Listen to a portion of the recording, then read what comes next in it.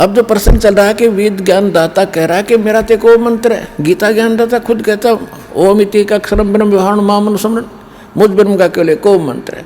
गीता अध्याय नंबर 7 के श्लोक नंबर 29 में गीता ज्ञान दाता ने कहा कि जो मेरी इन बातों पर विश्वास करके मेरे आश्रित हो जाता है तत्वदर्शी संत को खोज लेता है। उसके पश्चात कहते हैं जरा मरण मोक्षाय यतन्तीते माम आश्रित यतन्तीते, जो मेरे इस ज्ञान को आश्रय करके तत्वदर्शी संत जिन्होंने खोज लिया वो केवल जरा और मरण के लिए ही, जरा माने वृद्धावस्था बुढ़ापे के दुख से बचने के लिए, और मरण के यानी बार बार मृत्यु ना हो उसके लिए जो प्रयत्न करते हैं, प्रयत्नशील हैं, वो तत्ब्रह्म विदु कृष्णम अध्यात्म कर्मम च अखिलम, यानी वो पूरे उस तत्ब्रह्म से परिचित हो चुके हैं। तत्ब्रह्म से, गीता ज्ञान दाता से अन्य वो ब्रह्म है, ब्रह्म माने भगवान होता है, उस अन्य भगवान से, तत्ब्रह्म से और सारे यहाँ कर्मों से परिचित हैं और पूरे अध्यात्म मार्ग से परिचित हो चुके हैं।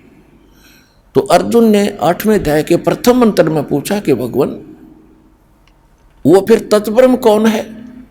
8वें अध्याय के 3रे श्लोक में श्रीमद् भगवद गीता में कहा कि वो परम अक्षर ब्रह्म है, यानी गीता ज्ञानदाता से कोई और है वो परम शक्ति।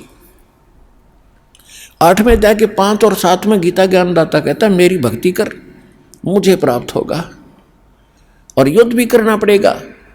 यानी जो भक्ति है ये हठ योग नहीं करना, कहीं पर भी प्रमाणित नहीं है कि एक स्थान पर बैठकर आसन लगाकर हठ योग करते रहो, नहीं। जैसे सूक्ष्म वेद में भी यही बताया कि नाम उठत नाम बैठत नाम सोत जागवे, नाम खाते नाम पीते नाम सेती लागवे।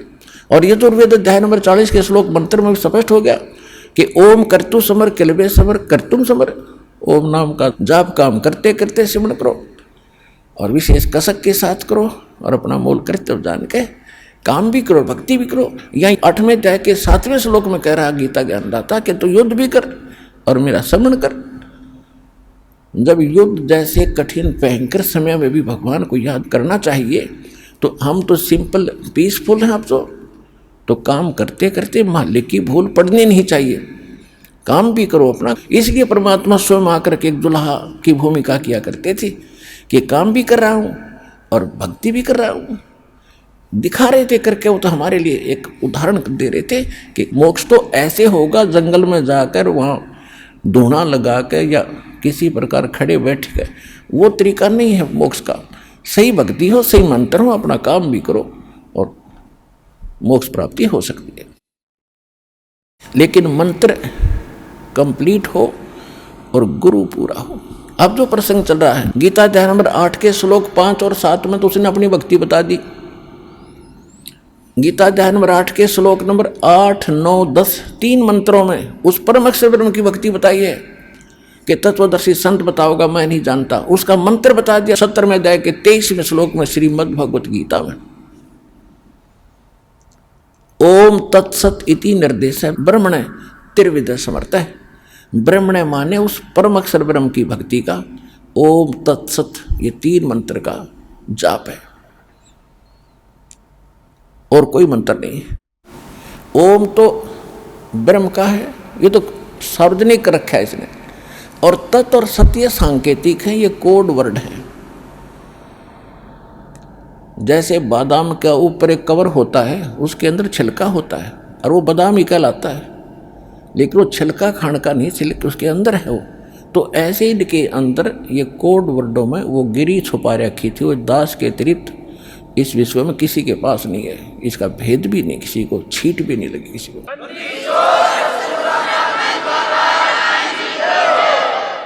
तो उस परमात्मा के पाने का, सतलोक में जाने का, परम शांति प्राप्त करने का केवल एक ओम तत्सत, ये 3 अक्षर का मंत्र है। अब इससे क्या सिद्ध हो गया कि गीता ज्ञानदाता 7वें अध्याय के 16, 17 और 18 3 मंत्रों में और 19 में एक और अलग से ज्ञान दे रहा है। ये कह रहा है कि मेरी भक्ति 4 प्रकार की करते हैं। एक अर्थार्थी, यानी ब्रह्म साधना जो किया करते थे ब्राह्मण लोग, केवल वेदों से ही अनुष्ठान करते थे। चाहे कोई किसी को का संकट निवारण के लिए, आर्त माने संकट, दुखी, संकट निवारण के लिए और अर्थार्थी धन लाभ प्राप्ति के लिए, जैसे आजकल कोई अन्य मंत्रों से कोई अनुष्ठान करता है, ऐसे नहीं करते थे। वो केवल वेद मंत्रों से ही किया करते थे। और जिज्ञासु वो होता है जो परमात्मा पाने के लिए घर से निकला, वैराग्य हो गया, संन्यास ले लिया, जैसे भी उसने गुरु मिले उनसे ज्ञान ग्रहण करके वो वक्ता बन गया और दुनिया में प्रसिद्ध हो गया उस खिचड़ी ज्ञान से। ये महर्षि दानंद कैसे न कक्का पता नहीं था, महर्षि पाक के। तो ये जिज्ञासु था, घर से निकला था परमात्मा के लिए, आगे वो नकली गुरु मिले इनको, उन्होंने जो उसमें भर दिया उसने आगे वो बच फैला दिया। तो ये कहता तीसरे जो जिज्ञासु, अर्थार्थी और जिज्ञासु, ये रिजेक्ट कर दिया कि नहीं ये भक्त नहीं है। चौथा ज्ञानी बताया है कि ज्ञानी मुझे अच्छा लगता है, ज्ञानी को मैं अच्छा लगता हूं। ज्ञानी किसे कहते हैं? ज्ञानी उसको कहते हैं कि जिसको ये ज्ञान हुआ कि मनुष्य जीवन बार बार नहीं मिलेगा, और मनुष्य जीवन प्राप्त करके यदि परमात्मा प्राप्ति नहीं होती इस जीवन का कोई यूज नहीं। नंबर 1। नंबर 2, एक तो मनुष्य जीवन बार बार नहीं मिलेगा, दूसरा मनुष्य जीवन प्राप्त करके यानी मोक्ष नहीं हुआ तो इसका कोई फायदा नहीं इस मिट्टी का। तीसरा, उनको ये ज्ञान हुआ कि इन देवी देवताओं की भक्ति से मोक्ष नहीं होगा, एक पूर्ण परमात्मा की भक्ति से मोक्ष होगा।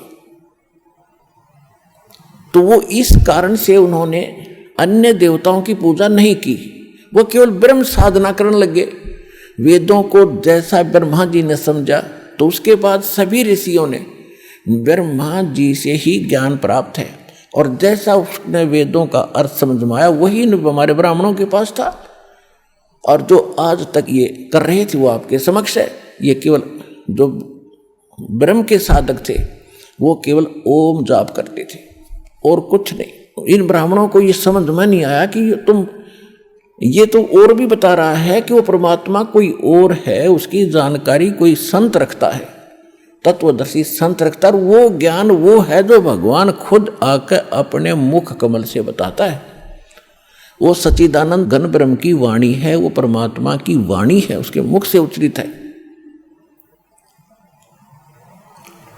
और यही चारों वेद प्रमाणित करते हैं। आपको बहुत बार सुनाया है, बताया है कि ऋग्वेद मंडल नंबर 9 सूक्त 86 मंत्र 26 और 27 में, ऋग्वेद मंडल नंबर 9 सूक्त 82 मंत्र 1, 2, 3 में, ऋग्वेद मंडल नंबर 9 सूक्त 20 मंत्र 1 में, ऋग्वेद मंडल नंबर 9 सूक्त 1 मंत्र 9 में, ऋग्वेद मंडल नंबर 9 सूक्त 54 मंत्र 3 में, ऋग्वेद मंडल नंबर 9 सूक्त 96 यानी 96 के मंत्र 16 से लेकर 20 तक, ऋग्वेद मंडल नंबर 9 सूक्त 94 मंत्र 1 में, ऋग्वेद मंडल नंबर 9 सूक्त 95 के मंत्र 2 में। इसका संक्षिप्त सारांश दास बता देता है कि परमात्मा ऊपर के लोक में रहता है, उसके सतलोक में, और वहाँ मनुष्य के राजा के समान, जैसे राजा सिंहासन पर विराजमान होता है, सिर पर मुकुट धारण करके ऐसे बैठा है, वहाँ से गति करके आता है इस लोक में, अच्छी आत्माओं को मिलता है और उनको तत्व ज्ञान देता है। और वो परमात्मा इस पृथ्वी पर अपने मुख से बोलकर, ऋग्वेद मंडल नंबर 9 सूक्त 94 के मंत्र 1 में यहाँ तक लिखा है कि वो कवियों की तरह आचरण करता हुआ घूमता फिरता है, तत्व ज्ञान का प्रचार करता है। और ऋग्वेद मंडल नंबर 9 सूक्त 96 के 17 और 18 में स्पष्ट कर दिया है कि वो परमात्मा कबीर देव है, उसका नाम कबीर देव, और कबीर वाणी के द्वारा लोकोक्तियों के माध्यम से, दोहों के माध्यम से यथार्थ ज्ञान प्रचार करता है। और जिस कारण से वो प्रसिद्ध कवियों में से भी एक गिना जाता है, लेकिन वो होता है भगवान, वो होता है परमात्मा। और ऋग्वेद मंडल नंबर 9 सूक्त 94 मंत्र 1 में स्पष्ट कर दिया कि वो कवियों की तरह आचरण करता हुआ अपने ज्ञान का प्रचार करता है। ऋग्वेद मंडल नंबर 9 सूक्त 95 के मंत्र 2 में ये स्पष्ट कर दिया कि वो परमात्मा जिसके बारे में पहले जिक्र चलता रहा है, वो पूर्वोक्त परमात्मा अपनी वाणी के द्वारा बोल बोल कर यथार्थ ज्ञान सुनाता है। और वो एक गुप्त मंत्रों का भी को भी सर्व नहीं करता है, उसका भी रहस्य उद्घाटन करता है, यानी उनको प्रकट करता है। जो भक्ति के यथार्थ मंत्र है उनको भी आविष्कृत करता है। और परमात्मा ने 600 वर्ष पहले कहा था, सो हम शब्द हम जग में लाए, सार शब्द हमने गुप्त छुपाए। कहते सोहम शब्द किसी वेद गीता और आपको पुराणों में नहीं मिलेगा। ये सोहम शब्द हम लाए, वैसे मूल ग्रंथ है वेद और गीता, इनमें सोम शब्द नहीं मिलेगा। यदि किसी अन्य शास्त्र में है तो कबीर परमात्मा चारों युगों में आते हैं और इनसे मिलते रहे हैं। जैसे शंकर भगवान को भगवान मिले थे कबीर साहब साधु रूप में, और इनको भी ये सोहम मंत्र दिया था, ये उसका जाप करते हैं। लेकिन वो कंप्लीट कोर्स नहीं दिया इनको, किसी को ओम दे दिया, किसी को हरियम दे दिया, विष्णु जी को लक्ष्मी को हरियम दे रखा है, ये उसका जाप करते हैं।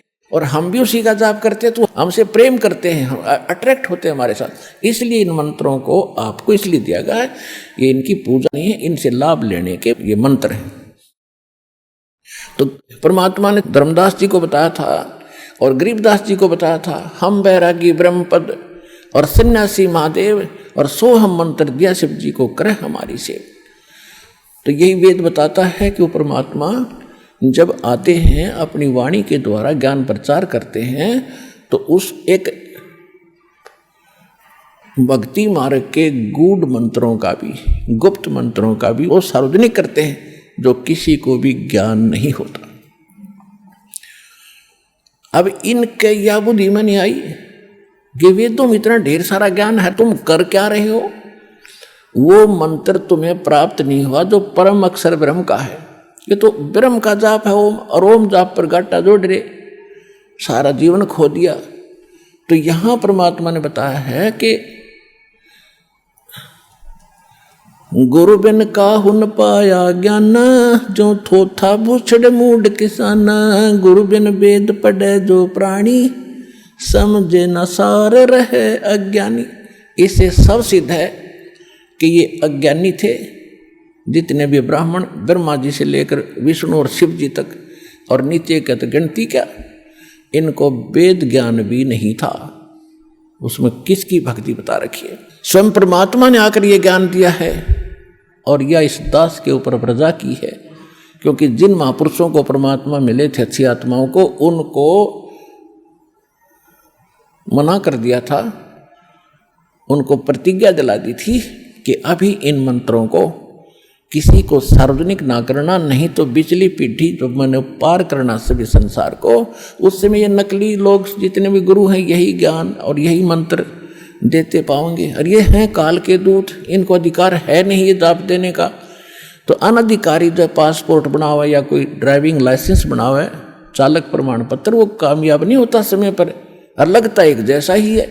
तो परमात्मा ने इसलिए आंख में चौनी करके इस समय तक इस ज्ञान और इस समाधान को गुप्त रखना था, और अब सार्वजनिक करने का आदेश दास को हो चुका है, अब ये कर रहा है, और तो आप समझ रहे हो, आपका कल्याण हो जाएगा।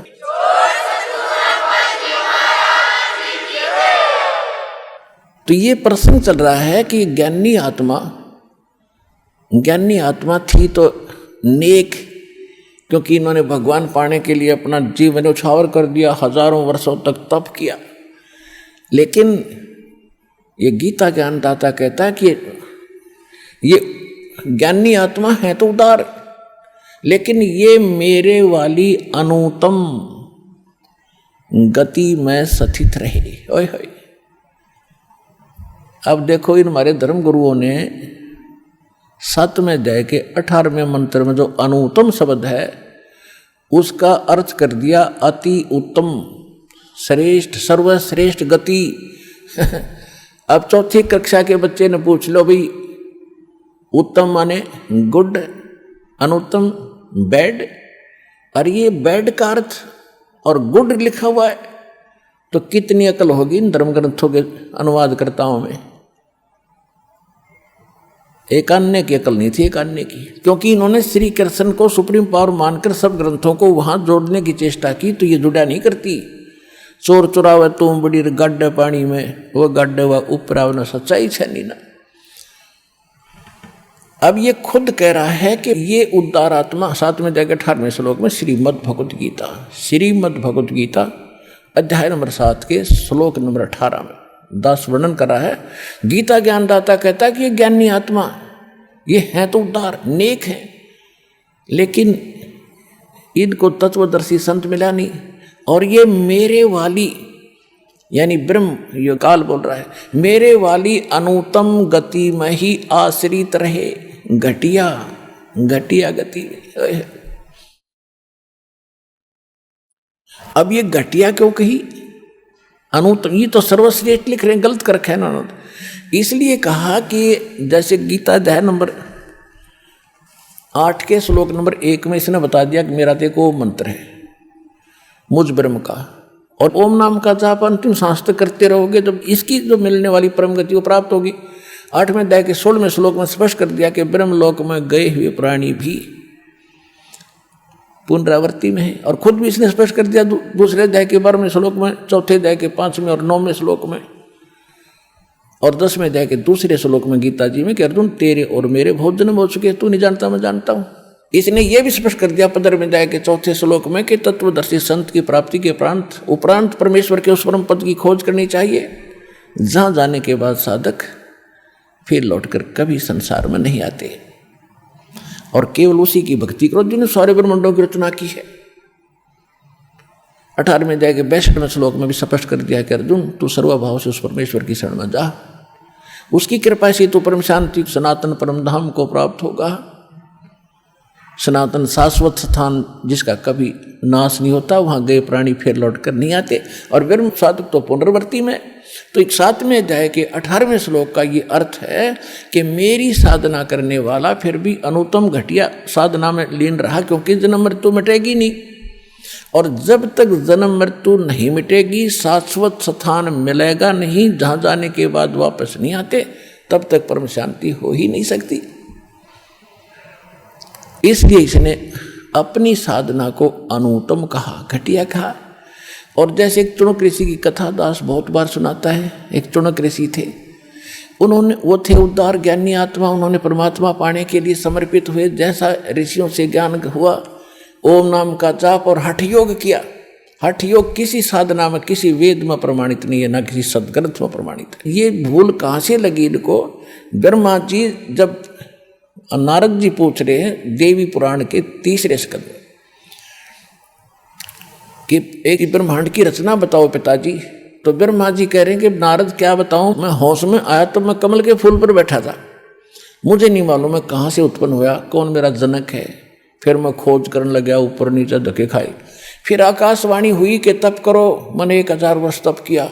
फिर आकाशवाणी हुई कि सृष्टि करो। तो इसने ब्रह्मा जी ने, या आकाशवाणी थी तो काल की ब्रह्म की कि तप करो, इसने मान ली पूर्ण परमात्मा की, क्योंकि ये सामने तो आता नहीं, गुप्त आदेश देता रहता है इनको। तो ये वहां से ले लिया तप करना इसने, ब्रह्मा जी ने। जबकि वेद तो इसने बाद में प्राप्त हुए, जब सागर मंथन किया प्रथम बार, जब वेद काल के परमात्मा ने ये कंप्लीट कोर्स दिया था, 500 वेद दिए थे इसको, इंक्लूडिंग ये सूक्ष्म वेद यानी तत्व ज्ञान, इसके अंदर फीड कर दिए थे, वहाँ सतलोक से इसके हृदय में भेज दिए थे काल के में।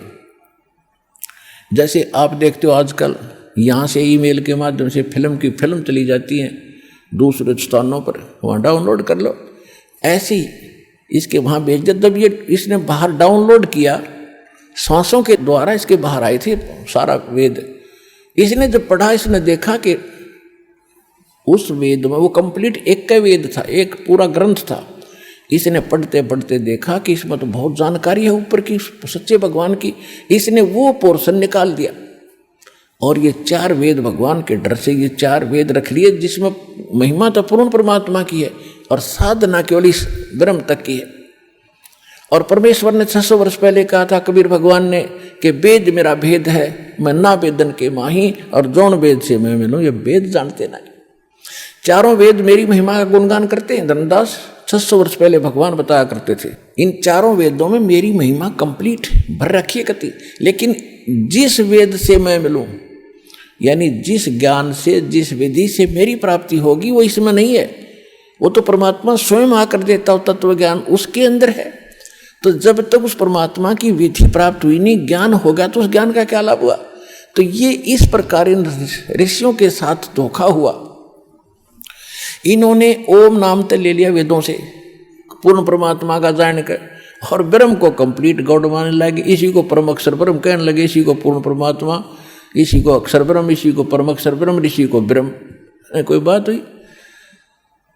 एक स्टेट के मंत्री को, मुख्यमंत्री को कोई प्रधानमंत्री भी कहे, राष्ट्रपति भी कहे, तो कितना विद्वान है वो, क्या जाना उसने उस प्रोसीजर को। तो इस प्रकार इन ऋषियों के साथ अभी तक इन्हों धोखा हो गया।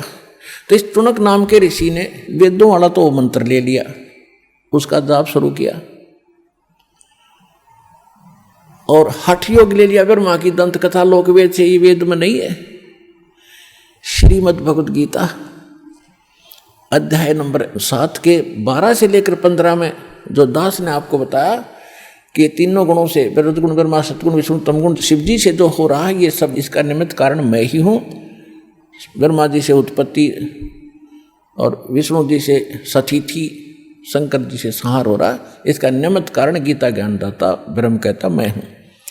फिर इसने ये बताया ब्रह्मा विष्णु महेश तक की इनकी पूजा में जिनकी बुद्धि स्थिर है, इनका ज्ञान हरा जा चुका, वो राक्षस स्वभाव को धारण किए मनुष्यों में नीच दूषित कर्म करने वाले मूर्ख, ये मेरी भक्ति भी नहीं करते। फिर 7वें अध्याय के 20 से लेकर 23 तक और निर्णय ज्ञान दिया है। जो इन देवताओं की जो पूजा करते हैं, वो पूजा तो कर रहे हैं भगवान समझ के, भगवान की भक्ति कर रहे हैं, लेकिन इनको जो मैंने थोड़ी बहुत पावर दे रखी है, उसका अक्षीणिक लाभ इन मूर्खों को प्राप्त हो रहा है। ये स्थायी नहीं है। देवताओं की पूजा करने वाले देवताओं तक सीमित रह जाएंगे, इनका जन्म मृत्यु सदा बना रहेगा। फिर गीता अध्याय नंबर 16 के श्लोक नंबर 23 में, 23 और 24 में गीता ज्ञानदाता कहता है कि जो शास्त्र विधि को त्याग कर मनमाना आचरण करते हैं, तो उनकी न तक गति होती है और न उनको कोई सिद्धि प्राप्त होती है, न ही कोई सुख होता है, यानी यूजलेस। 16 में जाएगा 24वें श्लोक में कहा कि अर्जुन, इससे तेरे लिए कर्तव्य और अकर्तव्य की व्यवस्था में जो साधना करनी चाहिए, जो ना करनी चाहिए, वो सदग्रंथ ही प्रमाण है। इसके अतिरिक्त किसी की लोक वेद का, किसी की दंत कथा पर विश्वास मत करना। 17वें अध्याय के 1 से लेकर 6 तक निर्णायक ज्ञान दिया है। अर्जुन ने पूछा कि जो शास्त्र विधि त्याग के और जो मनमानी साधना करते हैं, उनका स्वभाव कैसा है, वो किस स्वभाव के होते हैं और कैसी भक्ति करते हैं। तो गीता ज्ञानदाता कहता है जो अच्छी आत्मा है वो तो इन देवताओं की भक्ति करते हैं, ब्रह्मा विष्णु महेश की, और जो वो तो अच्छी आत्मा होती है, और दूसरे जो होते हैं वो तो सतोगुणी होते हैं जो देवताओं की पूजा करते हैं। तो शास्त्र विधि त्याग का मनमाना आचरण है, लेकिन अच्छी आत्मा जो होती है वो तीन ब्रह्मा विष्णु महेश इन देवताओं की, वो तो सतोगुण स्वभाव के होते हैं।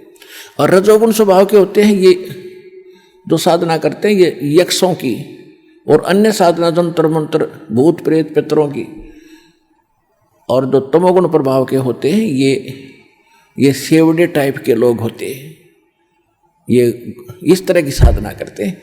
और लेकिन इन सब का फिर निर्णय दिया है 17वें अध्याय के 6 श्लोक में कि ये सभी शास्त्र विधि त्याग कर मनमाना आचरण करने वाले मूर्ख इस शरीर के अंदर मुझे भी और परमात्मा का भी वास है इसके अंदर, उसको भी ये क्रस करते हैं। इनको राक्षस स्वभाव का जान, और ये अच्छी आत्मा नहीं है। क्योंकि गीता का समझना कोई बालकों का खेल नहीं, परमात्मा बुद्धि दे अपने कृपा पात्र पे, तभी ये अनमोल ग्रंथ समझ में आते हैं। और टीचर उसी को कहते हैं जो हमारे सिलेबस को ठीक से जाने।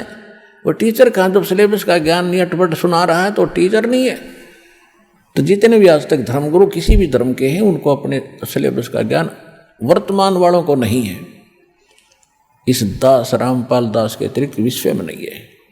ये कद्दे समझ माजी उतार है।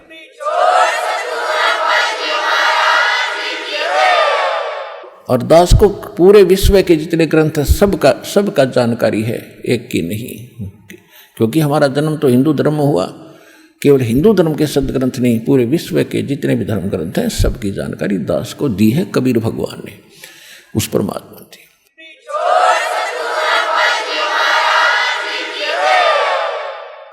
अब जो प्रसंग चल रहा था आज का कि सबसे पहले गुरु हो और पूरा हो। अब जो प्रसंग चल रहा है कि गीता ज्ञानदाता कहता है कि ये उद्धार आत्मा, ज्ञानी आत्मा है तो उद्धार, लेकिन ये मेरे वाली अनुत्तम गति में स्थित रहे, घटिया में। उसको अपनी अनुत्तम क्यों कहा, अश्रेष्ठ क्यों कहा गीता ज्ञानदाता ने? जैसे चुनक नाम के ऋषि ने हजारों वर्ष साधना की, समर्पित हो गए, कोई देवता की पूजा नहीं करेंगे, हम केवल एक परमात्मा की भक्ति करेंगे। तो अज्ञानता से उसने ओम नाम को पूर्ण परमात्मा का मान लिया। और हठ योग ब्रह्मा जी का, क्योंकि इनके धर्मगुरु ब्रह्मा जी थे सबके, कि ब्रह्मा जी ने वेदों को जो जाना है, किसी के पास ऐसा ज्ञान नहीं है, वो फाइनल हो गया उनके लिए कि ब्रह्मा जी प्रथम पुरुष मानते हैं ये ज्ञान के। तो इसलिए निसंशय होकर उस गलत साधना पर आरूढ़ हो गए। हजारों वर्ष तप किया। गीता ज्ञानदाता 11वें अध्याय के 47-48 में कहता है कि अर्जुन, जो मेरा रूप तूने देखा है, ये भयंकर रूप, जिसको देखकर अर्जुन जैसा योद्धा भी कांपने लग गया था और कहा था भगवान इस लीला ने समेट लो। कहता है ये है मेरा वास्तविक रूप, और इसके दर्शन तेरे से पहले ना किसी को हुए, ना आज्ञा होंगे, ना किसी वेद में वर्णित विधि से, ना किसी जप से, ना तप से, ना किसी क्रिया से मेरे दर्शन नहीं कर सकता। इससे सिद्ध होगा कि वेदों में वर्णित विधि से भगवान प्राप्ति नहीं है। पुण्यात्माओं, आप शिक्षित हो, बालक नहीं हो, और सबके घर में तकरीबन जो साधक हैं हिंदू धर्म के, श्रद्धालुओं के घर में गीता जरूर पाओगे। गीता प्रेस गोरखपुर की प्रकाशित, और गीता प्रेस गोरखपुर से प्रकाशित है, वो हमारे लिए रजिस्ट्री कैसी है, जैसे तहसील में रजिस्ट्री हो जाया करे, हम उसको इतना ऑथेंटिक मानते, इसमें जो लिखा है सही है, ये पढ़ कर देखना। तो इससे सिद्ध हो गया कि वेदों में वर्णित विधि से जो साधना जिन्होंने की भगवान नहीं मिल सकता, तो भगवान उनको मिलना ही नहीं था, उसमें कुछ और उनको ये सिद्धि वगैरह आ गई जिनकी हमने कतई आवश्यकता नहीं थी। इन सिद्धियों के बल से ये महर्षि पा किए।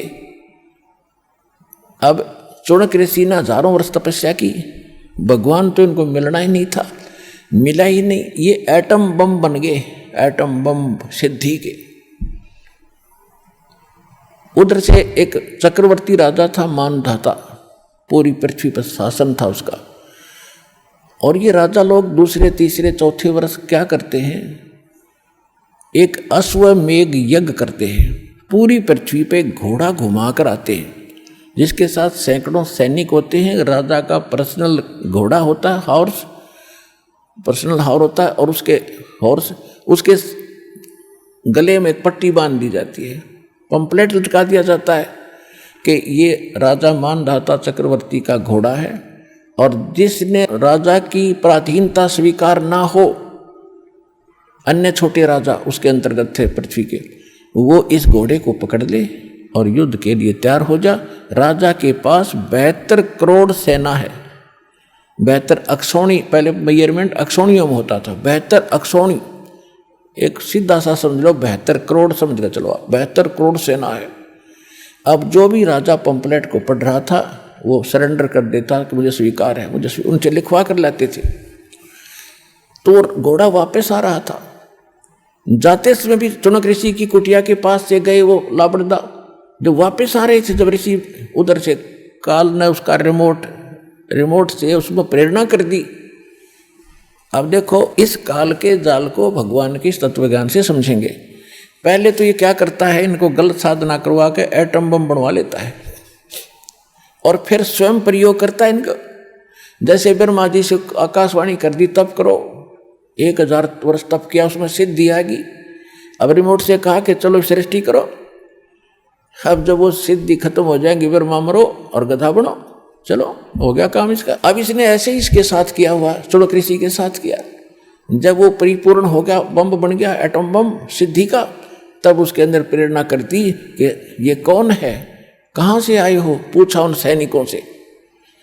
सैनिकों ने बताया कि ऋषि जी हम मानधाता चक्रवर्ती राजा के सैनिक हैं।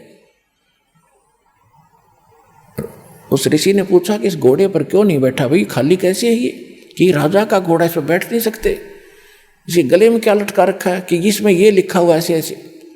तो ऋषि ने पूछा कि सभी पृथ्वी पर घूमे, किसी ने घोड़ा नहीं पकड़ा कि नहीं। तो सैनिक होते ही हम तो मुंह फट, कहने लगे कौन पकड़ा, किसकी माँ ने दूध पिला है, जाट तोड़ दिया हम उसकी, पता है इसमें लिखा राजा के पास 72 करोड़ सेना है। अब ऋषि, अब काल प्रेरणा, क्योंकि साधना काल की रखी तो काल जैसे काम करेगा वो। तो उसके मन में आई कि इस राजा को सबक सिखाना चाहिए, इसमें अभिमान बहुत हो गया। अब ऋषि भगत का और जगत के साथ क्या संपर्क, अकल के चोर थे ये। अब उन पंगा पा लिया कि घोड़ा भाई मैं पकड़ता हूँ। ऋषि बोले मैंने घोड़ा पकड़ लिया और तुम्हारे राजा का युद्ध स्वीकार कर लिया। अब वो सैनिक कहने लगे रे कंगले, तेरे दाने खाने को नहीं युद्ध करेगा मानदाता चक्रवर्ती के साथ, तेरी क्यों साथ बोल दे रही है, अपनी जपले माड़ा बाबा जी, चुप करके, इसी में खैर है तेरी। अब ऋषि भी पूरा अहंकारी, वो भी काल था पक्का, कहने लगा भाई मैंने जो दौड़ लिया और घोड़ा बांध लिया, जाओ बे कर ले तुमने जो करना, कह दे तेरे राजा। अब देखो 1000 वर्ष तक डले डोए और क्या प्राप्ति की, सिद्धि। उस सिद्धि से 4 परमाणु बम बना लिए। वचन की शक्ति बहुत जबरदस्त होती है। इस साधना से जब सिद्धि आ जाती है तो वचन से, परमात्मा ने भी वचन से सब सृष्टि रची, और उस परमात्मा से थोड़ी बहुत हवा टायर में भर के अरी अंडी पाक जाते हैं, थोड़ी बहुत भक्ति करके छोटी मोटी सिद्धियां प्राप्त कर ली। अब उस सिद्धि से उसने 4 परमाणु, 4 पुतली बना दी। संत भाषा में उसको पुतली कहते हैं, वैज्ञानिक भाषा में 4 परमाणु बम समझ लो। अब जा करके सैनिकों ने राजा से बताया तो महामंत्रियों की पंचायत करी। मंत्रियों ने कहा कि राजन आज एक आदमी ने हिम्मत की है, कल दूसरे का मुंह उठेगा, और निप the evil in the but, बुराई को प्रारंभ में समाप्त कर देना चाहिए और उसको खत्म कर दो ऋषि को। तो एक आदमी को मारने के लिए उसने क्या किया, राजा के मंत्रियों ने 72 करोड़ सेना के 4 पार्ट बनाए, बटालियन, और एक में 18 करोड़ सेना एकदम भेज दी कि और भी जनता देखोगी इतनी सेना जा रही है, सबके कलेजे धड़केंगे, कोई हिम्मत नहीं करेगा बकवाद करने की, इस उद्देश्य से। अब जो ही उधर से ऋषि ने वह एक पुतली छोड़ दी, उसने 18 करोड़ सेना का सर्वनाश कर दिया। उसके परमाणु बन गए, न जाने कितनी पुतली बनकर कट्टा कट तलवार दिखे चलती, सबकी गर्दन काट दी। राजा ने दूसरी भेजी, टुकड़ी भेजी, ऋषि ने दूसरी पुतली छोड़ दी। ऐसे 72 करोड़ सेना का उस चुणक ऋषि ने नाश कर दिया। अब यहां सूक्ष्म वेद में बता रहे हैं परमात्मा, और इसलिए ये काल कहता है कि ये ज्ञानी आत्मा है तो उधार, लेकिन मेरे वाली इस घटिया गति में सचित रहे। अब इसके साथ क्या बनेगा, यहां सूक्ष्म वेद में क्या बताया है कि 72 अक्षौणी अक्षय करी, ये चुनक ऋषिश्वर एक, ये दे धारे जोरा फिर ये सभी काल के वेखे। कहते 72 अक्षौणी अक्षय करी, सत्यानाश कर दिया 72 करोड़ सेना का, और चुनक ऋषिश्वर एक, यानी चुनक नाम के ऋषिश्वर, ऋषियों में भी श्रेष्ठ ऋषि के ये लक्षण है कि उसने 72 अक्षौणी सेना को खा गया। वो 72 अक्षौणी खा गया, यो चुनक ऋषिश्वर एक, ये दे धारे मौत फिरे, जोरा माने मौत, दे धारे जोरा फिरे ये सभी काल के भेष। कहते ये चलते फिरते ऋषि दिखे तुमने, ये तो चलती फिरती मौत है, मौत। अब किसी ने कुछ थोड़ा सा टोक दिया, जा तेरा नाश होगा, सारी उम्र तक डले डोए, किसी को आशीर्वाद दे के, किसी को बद्दुआ दे के, ये फिर जीव के जीव हो जाते हैं, अपनी उस सिद्धि का नाश कर देते। अब क्या बनेगी इस ऋषि के साथ, इसने ओम नाम का जाप किया। इसके क्योंकि जब तक हम परमेश्वर कबीर साहब की शरण में नहीं आते तब तक हमारे जितने भी पुण्य या पाप या भक्ति कर्म हैं ये अलग अलग से लिखे जाते हैं। तप के कर्म अलग से, जप के कर्म अलग से, पाप अलग से, पुण्य अलग से। तो ये जो इसने ओम नाम का जाप किया इसके प्रभाव से ये जाएगा ब्रह्मलोक में, वह हजारों युगों तक ये ठाठ करेगा अपनी पूंजी तय ओम नाम की कमाई से। उसके बाद तप से राज होता है, तप से राज, राजमदमानम अर्जुनम तीसरे शुक्र स्वानम, स्वान माने कुत्ता। फिर ये जब वहां से नीचे पड़ेगा, ब्रह्मलोक से नीचे डाला जाएगा, उसके बाद ये बनेगा पृथ्वी पर राजा, चुनक ऋषि, उस तप के प्रभाव से। और राजा बने का आपको पता है ये किसी को बद करते हैं, ये कोई अच्छा काम कर ही नहीं सकते, अपने कुछ कुल के लोगों से अतिरिक्त किसी को कुछ नहीं देते थे, और ना जाने कितने जीवों को लूट लूट कर सत्यानाश करते हैं, शिकार खेलते हैं, पता नहीं कितने पाप कमाते हैं। और फिर ये बनेगा कुत्ता, जब राज का भी समय पूरा होगा एक दिन, फिर बनेगा ये ऋषि कुत्ता, और इसके सिर में पड़ेंगे कीड़े। और वो 72 करोड़ जो सेना मारी थी, जीव को चाहे शक्ति तो सिद्धि तो मार दे वचन से, चाहे तलवार से मार दे, एक जैसा पाप है। तो वो चुन चुन कर बदला लेंगे, इस ऋषि के सिर में कीड़े खाएंगे इसको। तो इसलिए गीता ज्ञानदाता कहता है कि ये मेरी साधना 7वें अध्याय के 18वें श्लोक में कि ये हैं तो उदार व्यक्ति ज्ञानी, लेकिन मेरे वाली उस घटिया साधना में ही लीन रहे, क्योंकि इनका जन्म मरण मिट नहीं सकता। जब तक जन्म मरण का रोग नहीं कटेगा इतने परम शांति नहीं हो सकती। और वो जड़ी इस दास के पास है, इस विश्व में किसी के पास नहीं है।